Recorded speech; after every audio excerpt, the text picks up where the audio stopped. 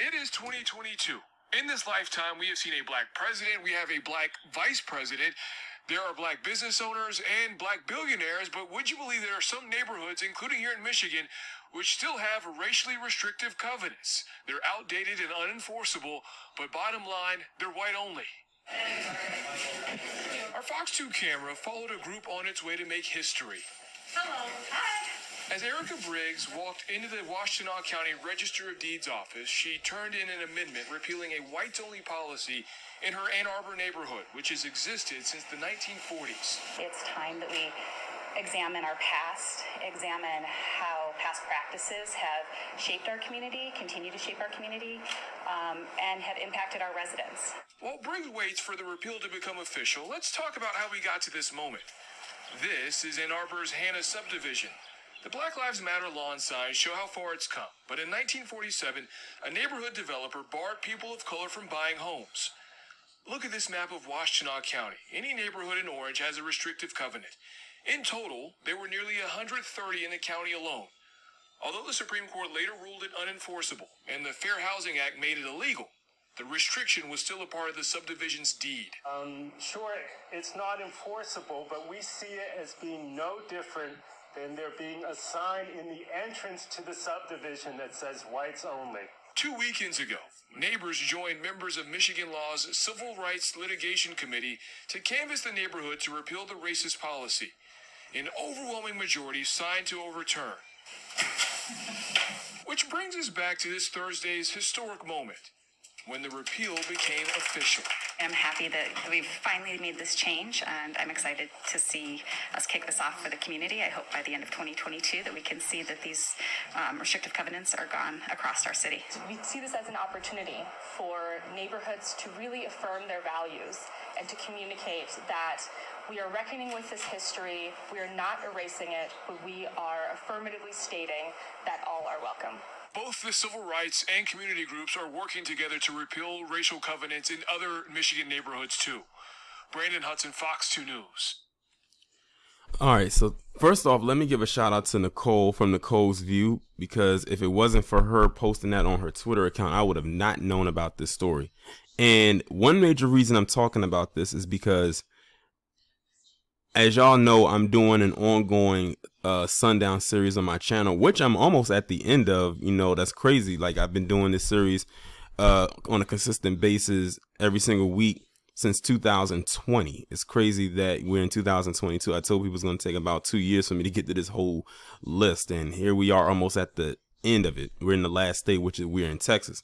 But I do remember talking about Michigan, and I don't know if Ann Arbor was on the list, but if it was, I can see why now.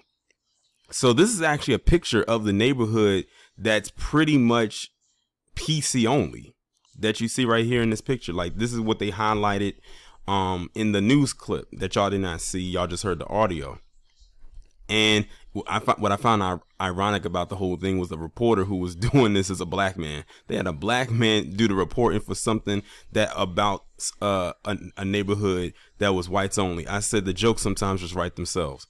But this is very interesting, but it doesn't surprise me at the same time. And I would definitely like some contribution in the comments from my people who live in the Michigan area, or the state of Michigan, or, you know, anywhere around this area, because I'm sure y'all can definitely give me some more insight.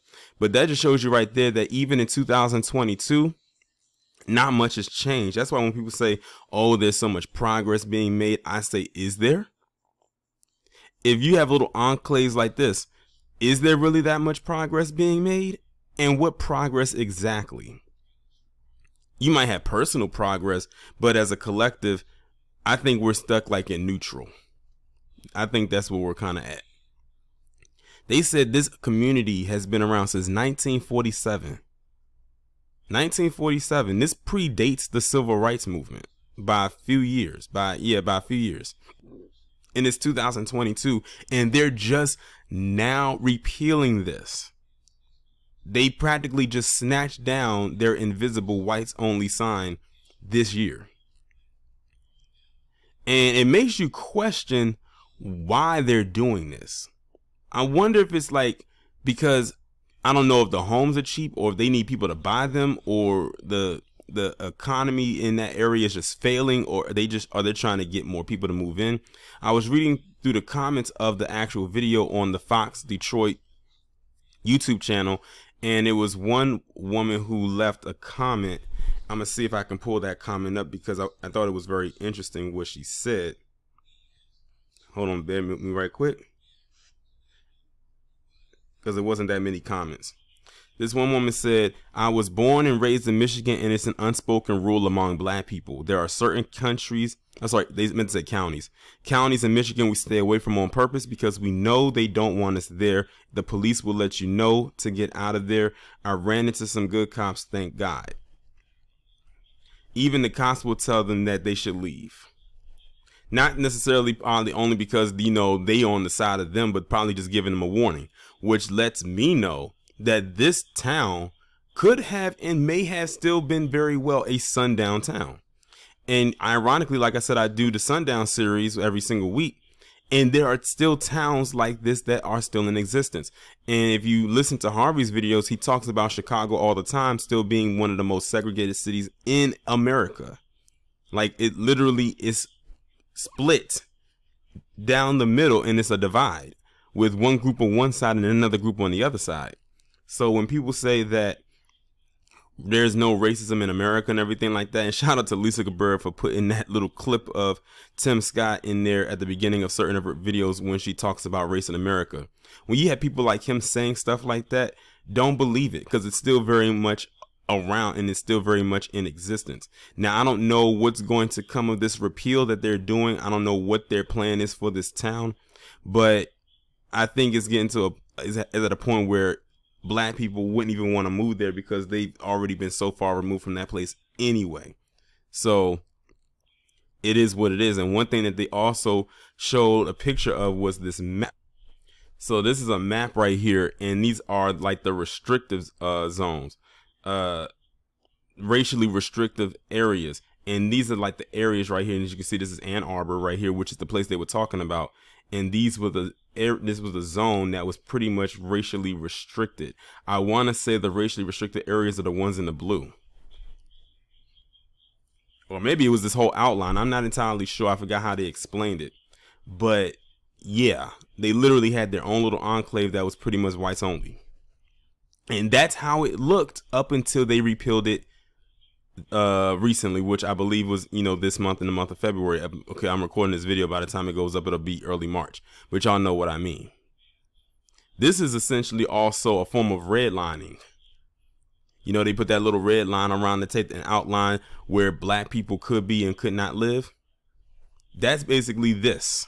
For those of you who needed a physical look of what redlining looked like, except it's in black. But we know if it was redlining, all that you would do is put it in red. That's basically what it is.